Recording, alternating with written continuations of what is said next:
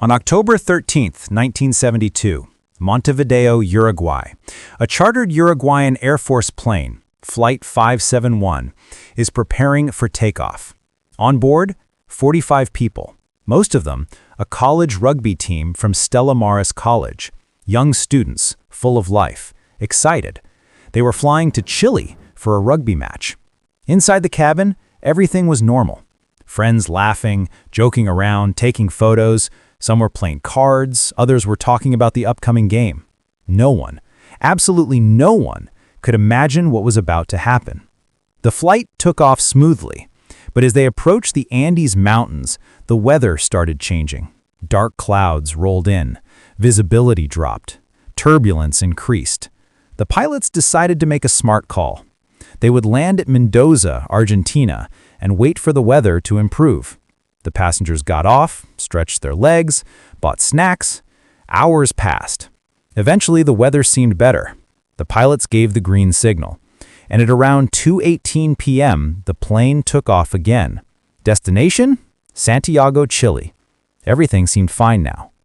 But what the passengers didn't know was that this second takeoff would change their lives forever. As the plane climbed higher into the Andes Mountains, some passengers started noticing something strange. They were flying way too close to the mountains. One passenger looked out the window and said, "Hey, I can literally see the snow on those peaks. We're flying inside the mountains." Others laughed nervously, but deep down, some felt uneasy. Inside the cockpit, the pilots were relying on their instruments. They thought they had already crossed the Andes. They thought they were now flying over the safer valleys of Chile. But here's the problem. They were wrong. Dead wrong. The plane was still deep inside the most dangerous part of the Andes range. And because of cloud cover, the pilots couldn't see what was directly ahead. At 3:21 p.m., everything changed. The plane shook violently. There was a deafening bang. The right wing sliced off by a mountain peak. Seconds later, the left wing, gone. The tail section ripped open like paper. Passengers sitting in the back were sucked out into the freezing sky, screaming, falling, gone. The front part of the plane, still intact, was now sliding uncontrollably down a steep, icy mountain slope, faster and faster and faster, until finally, it stopped.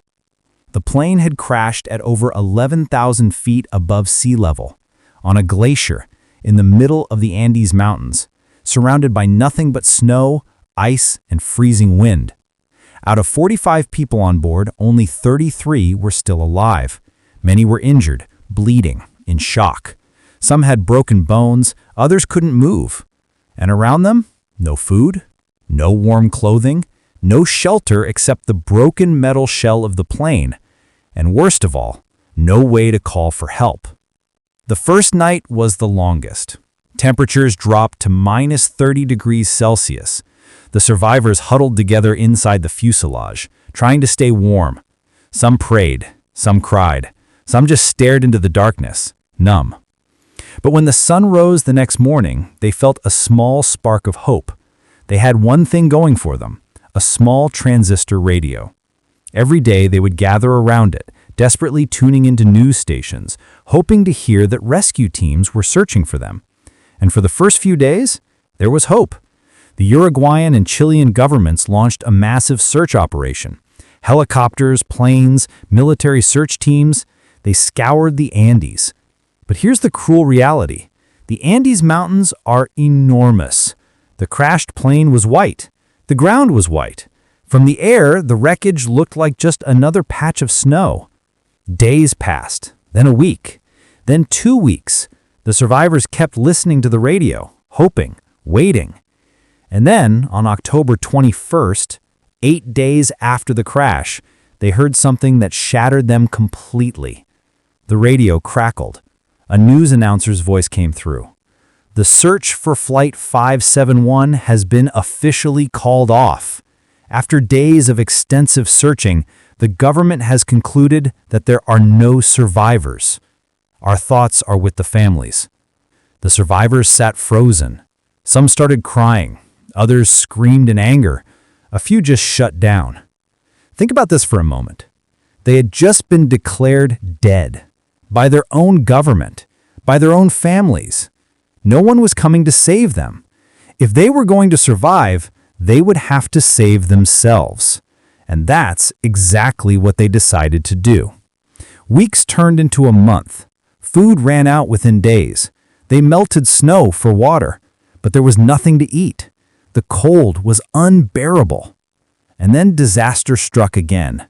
An avalanche buried the plane. 8 more people died, suffocated under the snow. Now, only 19 survivors remained. Weak, starving, freezing. They realized something horrifying. If they didn't eat, they would all die within days. But what could they eat? There were no animals, no plants, no rescue. Only one option remained: the bodies of those who had already died.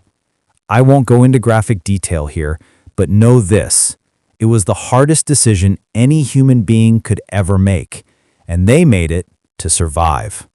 After 60 days in that frozen hell, 2 men decided to take one final desperate chance: Nando Parrado and Roberto Canessa. They would climb out of the mountains, cross glaciers, walk through unknown valleys, and find help, or die trying. With almost no equipment, no map, no food, they started walking.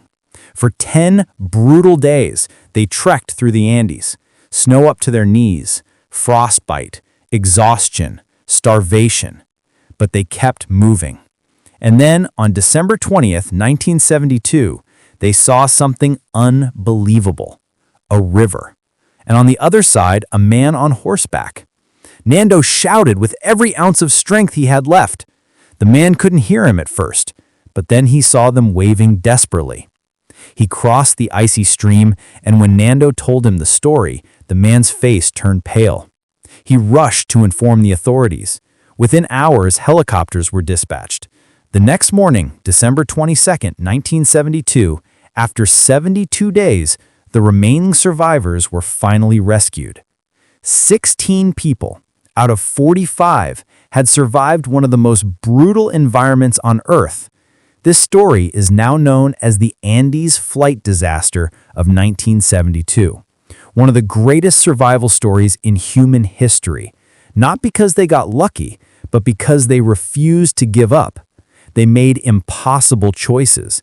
They endured unimaginable pain, and they walked through hell itself to live. If this story taught me anything, it's that the human spirit is stronger than we can ever imagine. Thanks for watching.